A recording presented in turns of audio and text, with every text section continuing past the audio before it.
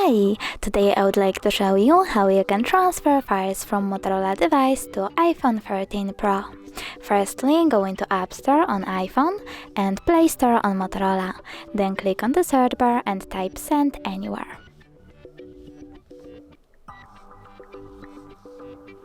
Following that, download this free app from this developer and open it.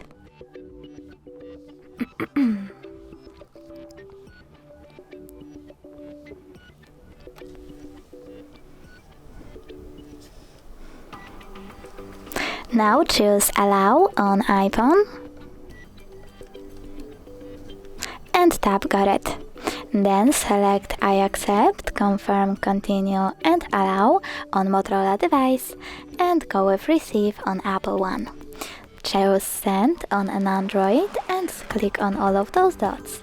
Then choose Send in order to send all of those files. It will take some time though, so I will only go with this one photo. Choose Send and click Got it. From here we have two ways to connect. You can input this key over here and tap on Receive or Scan QR code. In order to scan it, click on this scanning icon on iPhone. Choose OK and point your device's camera at the QR code. Now we need to wait and click OK.